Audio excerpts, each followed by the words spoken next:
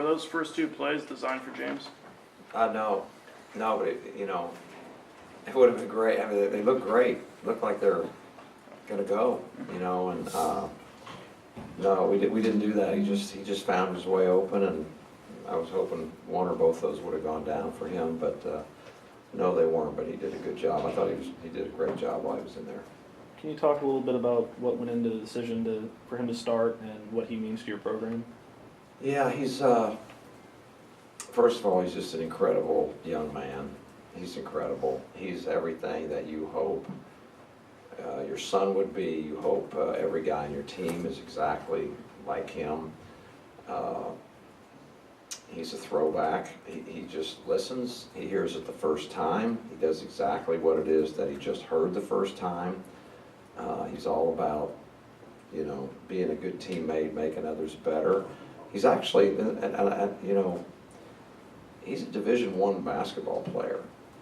Not all walk-ons that you get, would qualify that way, but evaluating him, he is a Division I basketball. There's a lot of levels that he could play, and it was very unfortunate that he got hurt. He's been out a lot this year with his knee issue, and because he was really getting better and better. That's another thing that happens with walk-ons. They come in and they start playing against competition every day, and they grow so much. But he was honestly a guy during the season. Had he been healthy, I would have been comfortable playing, regular minutes. That's how much I think of him, and he's tremendous, and miss the heck out of him. What a great teammate. But not just that. He's a very good basketball player. After the Cincinnati game, you were talking about whether or not Jure might come back and play, and you described him as sort of running around a little bit at practice, but not fully taking part. At what point were you and Warren comfortable with the idea of putting him back in? Yeah, he practiced for 2 days before. Today's Sunday, right? So he practiced Friday, Saturday. It's been gaining momentum, and he's been working really hard, but think about it, only 2 days of practice. Let's say it this way, of playing basketball. He hasn't played basketball in 6 weeks. And then he played basketball for 2 days, and then he played in this game. And, if you played basketball at all in any way, shape, or form, you know that if you take 6 weeks off, and let alone playing a major college game, a pickup game at the YMCA, you're a little rusty, but, but he wanted to play. And he's really, all the tough things he's been through, which I think he could be, if you look at history, he might be in the first team All-American of the adversity that's ever happened to a guy. He's got like about every category covered that you could possibly think of. And, for all that he's been through, it's great to see that he was happy and smiling this week and excited to play, and he wants to play, and he wants to play for the right reasons, because he loves to play, and that's why he should play. And I hope he wakes up tomorrow and it feels pretty good. Sometimes you got to worry about swelling and those kind of things. And he was done today. That was as many minutes. We couldn't put him back in, but I was proud of him. He looked really good for a guy that is in retirement basically and not only those 6 weeks, but if you think about how little basketball he's played in the last, since January, 15th or whenever, when he got hurt, you're talking about way over a year. He hadn't played hardly any basketball. So I commend him, and I'm glad he's back, and I hope that he can have some fun playing. On the other hand, can you give any update on Jimmy Witt, and where did you miss him most today? Well, Jimmy's been playing 37 minutes or whatever. He's our point guard, and he controls the game, and so we just, missed the heck out of that. We've had guys, playing limited minutes in a backup role, which every team does, but Jimmy's our point guard, and he gets us into things, and, is totally used to the flow and the calls and all that. So we were very scattered today. We looked a lot like we did early in the year when we were, I mentioned that we had not had enough practices to look like we were tight, and we were scattered today. But no excuse. You got to play with the guys you have. I'm just saying it's pretty rough and we didn't know if he's going to play either. It was kind of a day to day. We weren't sure going into this if he was going to play or not, and lo and behold, he doesn't. Of course, with the luck we've had lately with injuries, but we're hoping he comes back. But on another note, it's been amazing, just incredible actually. 3 weeks ago, give or take a few days, we were ranked offensively, I think 29th most efficient offense in the country, if you could believe, which I couldn't believe because we didn't feel like we deserved it, nor had we're not tight enough to where we should be at this time of year by any stretch. And I could give you 15 reasons why I didn't think we'd be in the top 50 of efficiency offensively, and we were poor defensively at that point, very poor. Very good rebounding team at the time, 9th in the country in offensive rebounding. So we had a couple areas we were really doing well. We just couldn't guard well enough. Now all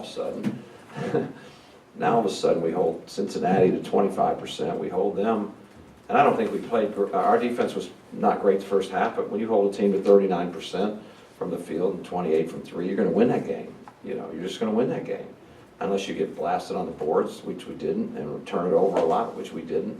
That's a game you win, just like Cincinnati's a game we win. But now all of a sudden, offensively we're struggling, obviously, very, very much. We weren't smooth at all today. Kind of smoothed it out in the second half, but we got a lot of good shots the second half. Second half, we missed a lot of wide open shots.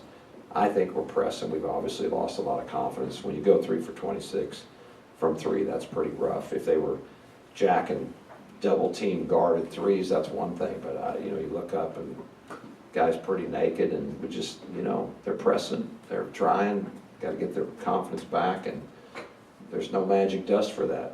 Success gives you confidence, so it needs something good to happen. After getting shut out last time out, Ethan Shagwell comes back with 13, but as you always say, there's more to it than just the points. He went 5 for 6 from the floor. How did you help him right the ship, or what did you do? I don't want to say I did for sure. Last game, Cincinnati, just by the way they play unconventionally, sometimes can make a certain guy have a rough night. Ethan, in that case, didn't get many opportunities. And it's not like you can just go run something for him to get an opportunity because they switch so much. And so sometimes just the nature of a game has a lot to do with how a guy plays. Sometimes you just can't, and I'm not saying he couldn't have done more, but I certainly couldn't blame his offensive output on, all on him, put it that way. This game was a little more conventional, although they were kind of messing with matchups a lot. And so they were kind of unconventional too, which they usually don't do. But they really, they didn't just put their biggest guy on Ethan. In fact, they rarely did that, and they would kind of mix up who their 5-man would guard. But still, Ethan was able to get a number of opportunities. But what I like the best is Isaiah gets 9 rebounds, Ethan gets 8 rebounds. That's, fighting for balls. I like guys fighting for balls. I like guys trying to guard. We held them to 39%. Offense is the most difficult thing to rectify because you can't just, will a ball in or tell your guys to make the darn shot, or, the more you talk about it, sometimes the worse it gets. You can do things about playing harder and getting the defensive numbers down, and the rebound numbers or the turnovers, and again, we didn't turn the ball over that much. 12 is a good number. You take that pretty much every night. You like to have it to be 9 or 10, but it's hard to do that. 12 is good. So, again, we're just struggling to score. We're struggling to score. We got to get our confidence back. We got to execute better. Certainly today, again, we were scattered. We were not. We were, unrecognizable for 10 minutes or 15 minutes of the game, I would say. But we found our way a little bit in the second half, but it's got to get better. Given how the season's gone and here losing in the off season, are you worried about the future of the program at all? No, I'm actually really optimistic. Just the recruiting so far, guys we got coming back, and some guys that we're on right now that we're very close with. And I'm thrilled beyond words that we'll actually get like a whole team you know, so we get to practice like 5-on-5, and I'm so incredible. I can't tell you how exciting it is. I kind of have forgotten how to go 5-on-5 because it's been 3 years of not really doing it.